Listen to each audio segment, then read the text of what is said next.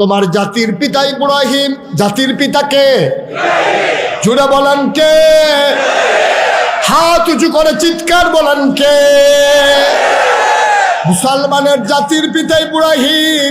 যেমন করেই চাপিয়ে দিতে চাও, মুসলমান অন্য কাউকে জাতির পিতা মানে না, ঠিক কিনা? আইন করে করে অনেক কিছু করা যায়, পলিথিন বন্ধ করা যায়, আইন করে করে বাল্য বিবাহ বন্ধ করা যায়, আইন করে করে প্রকাশ্য দিবালুকে সিগারেট খাওয়া বন্ধ করা যায়, কিন্তু আইন করে মানুষের হৃদয় জয় করা যায় না, ঠিক কিনা? আইন করে করে ইচ্ছে করলেই মানুষের হৃদয়কে জয় করা যায় না, এর প্রমাণ দেওয়ার দরকার নাই। বর্তমান জমানা প্রেক্ষাপটে তার বড় প্রমাণ, ঠিক কিনা?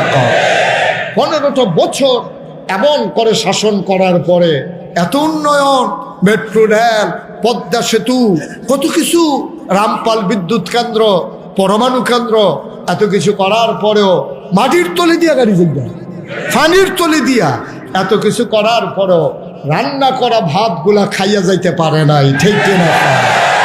কারণ হৃদয়ে জায়গা করে নাই, স্থাপনা দিয়া ওই জায়গা করতে চেয়েছে, স্থাপনার জায়গায় স্থাপনা রয়েছে, যেই মানুষগুলো এগুলো আর নাই, ঠিক কিনা বলো?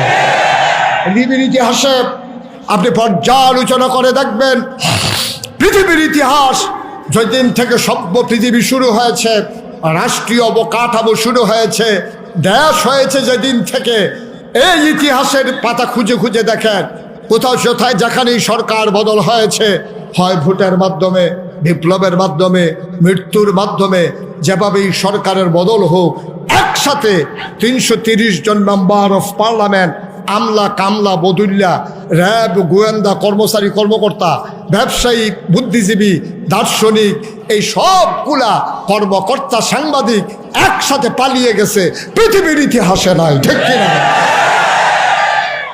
যা বাংলাদেশে হয়েছে, বাংলাদেশে হয়েছে, যেটা আর গোটা পৃথিবীতে কোথাও। এই যে আসাদ সরকারের পতন হয়েছে, সবাই তো পালায় যায় নাই, সবাই তো পালায় যায় না। এই যে শ্রীলঙ্কাতে ওই বংশের যে পতন হলো, সবাই তো পালায় যায় না, কয়েকজন হাফ প্যান্ট কিনতে পানি নামছে, বাহি তারা তো হুকনাতে আছি।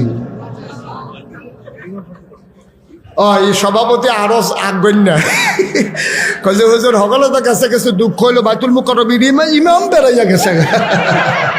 তো ইমাম যদি পুলিশে পাহারা দিয়ে নামাজ পড়ার লাগে, তো এই ইমাম পুলিশও নাই, ইমামও নাই, হাফ প্যান্ট, তাইলে কোনো মতে যে গেছে, এটাও তো কপাল ভালো। হ্যাঁ, জোর করে সব হয় না, জোর করে সব, এটা ইতিহাস সাক্ষী। আপনি জোর করে কি সব খাওয়াই দেন? জোর করে খাওয়াইতেন না পারবেন, বমি না হইয়া জিজ্ঞা।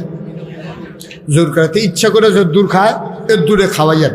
এর পরের লোক মারা যখন জোর করে খাওয়াইতেন যাবে, ওই আগে যে দিতে ইচ্ছা করে গেছিল, হেডি শুদ্ধ বাড়ি জিজ্ঞা।